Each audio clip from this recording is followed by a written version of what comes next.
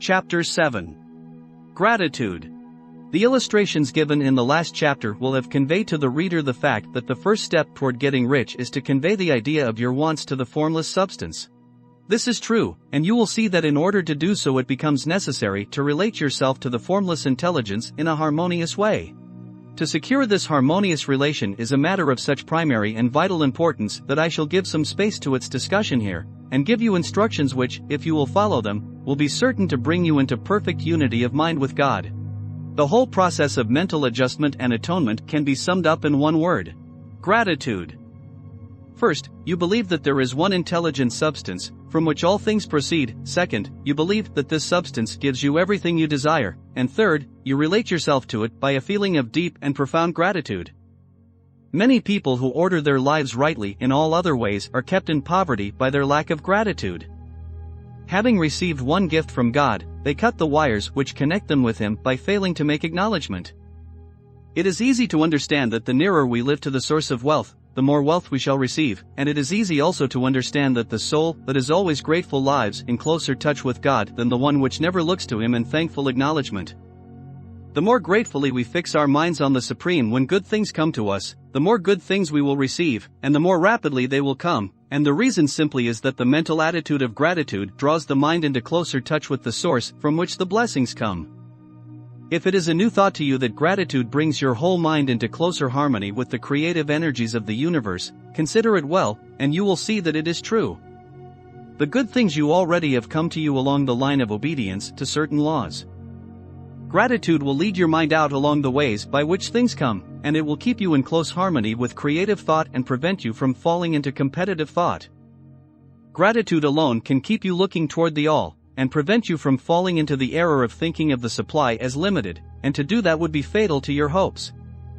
There is a law of gratitude, and it is absolutely necessary that you should observe the law, if you are to get the results you seek. The law of gratitude is the natural principle that action and reaction are always equal, and in opposite directions. The grateful outreaching of your mind in thankful praise to the Supreme is a liberation or expenditure of force. It cannot fail to reach that to which it is addressed, and the reaction is an instantaneous movement toward you. Draw nigh unto God, and He will draw nigh unto you. That is a statement of psychological truth. And if your gratitude is strong and constant, the reaction in formless substance will be strong and continuous. The movement of the things you want will be always toward you. You cannot exercise much power without gratitude, for it is gratitude that keeps you connected with power.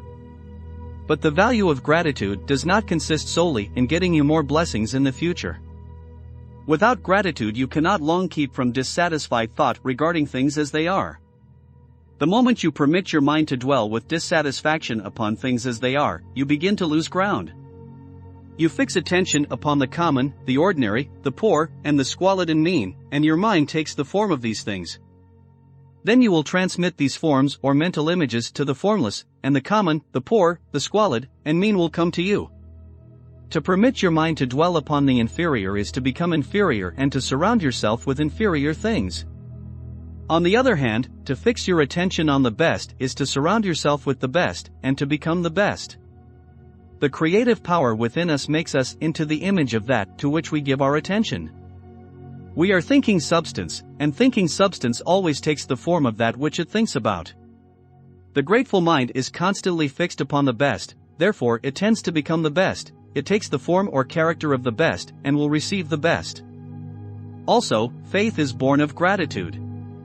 The grateful mind continually expects good things, and expectation becomes faith. The reaction of gratitude upon one's own mind produces faith, and every outgoing wave of grateful thanksgiving increases faith. He who has no feeling of gratitude cannot long retain a living faith, and without a living faith you cannot get rich by the creative method, as we shall see in the following chapters. It is necessary, then, to cultivate the habit of being grateful for every good thing that comes to you, and to give thanks continuously. And because all things have contributed to your advancement, you should include all things in your gratitude. Do not waste time thinking or talking about the shortcomings or wrong actions of plutocrats or trust magnates. Their organization of the world has made your opportunity. All you get really comes to you because of them. Do not rage against corrupt politicians. If it were not for politicians we should fall into anarchy, and your opportunity would be greatly lessened. God has worked a long time and very patiently to bring us up to where we are in industry and government, and He is going right on with His work. There is not the least doubt that He will do away with plutocrats, trust magnates, captains of industry, and politicians as soon as they can be spared, but in the meantime, behold, they are all very good. Remember that they are all helping to arrange the lines of transmission along which your riches will come to you, and be grateful to them all. This will bring you into harmonious relations with the good in everything, and the good in everything will move toward you. Chapter 8. Thinking in the Certain Way. Turn back to Chapter 6, and read again the story of the man who formed a mental image of his house, and you will get a fair idea of the initial step toward getting rich. You must form a clear and definite mental picture of what you want. You cannot transmit an idea unless you have it yourself. You must have it before you can give it, and many people fail to impress thinking substance because they have themselves only a vague and misty concept of the things they want to do, to have, or to become. It is not enough that you should have a general desire for wealth to do good with. Everybody has that desire. It is not enough that you should have a wish to travel, see things, live more, etc. Everybody has those desires also.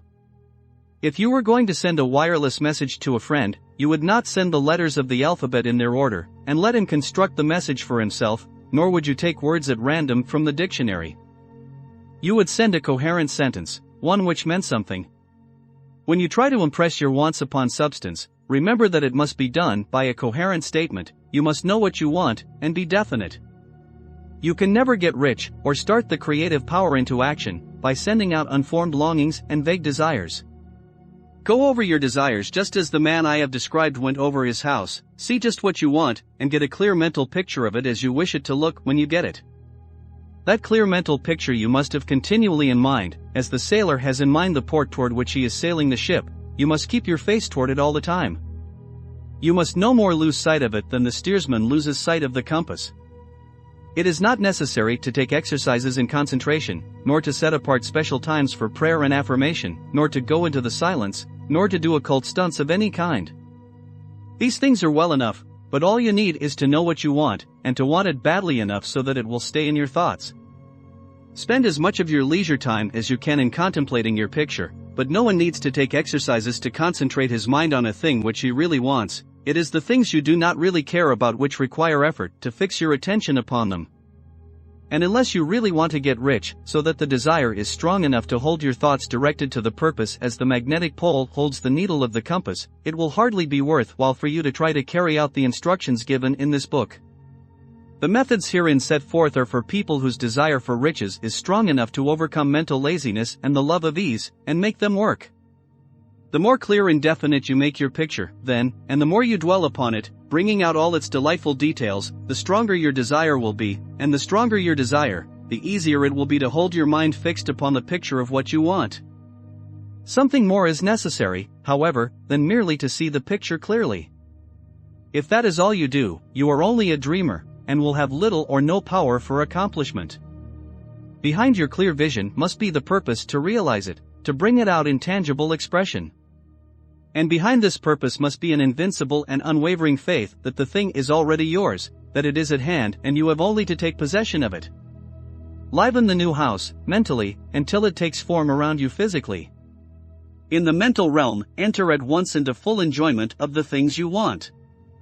Whatsoever things ye ask for when ye pray, believe that ye receive them, and ye shall have them. See the things you want as if they were actually around you all the time. See yourself as owning and using them. Make use of them in imagination just as you will use them when they are your tangible possessions. Dwell upon your mental picture until it is clear and distinct, and then take the mental attitude of ownership toward everything in that picture. Take possession of it, in mind, in the full faith that it is actually yours. Hold to this mental ownership, do not waver for an instant in the faith that it is real. And remember what was said in a preceding chapter about gratitude. Be as thankful for it all the time as you expect to be when it has taken form. The man who can sincerely thank God for the things which as yet he owns only in imagination, has real faith. He will get rich, he will cause the creation of whatsoever he wants.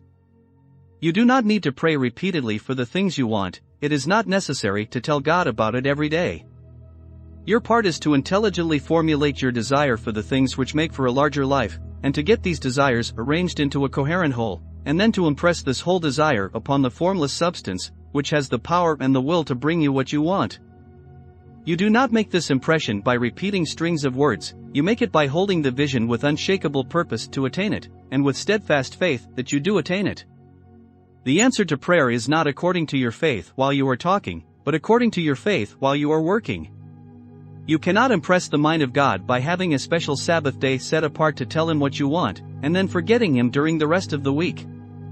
You cannot impress Him by having special hours to go into your closet and pray, if you then dismiss the matter from your mind until the hour of prayer comes again. Oral prayer is well enough, and has its effect, especially upon yourself, in clarifying your vision and strengthening your faith, but it is not your oral petitions which get you what you want. In order to get rich, you do not need a sweet hour of prayer, you need to pray without ceasing. And by prayer I mean holding steadily to your vision, with the purpose to cause its creation into solid form, and the faith that you are doing so.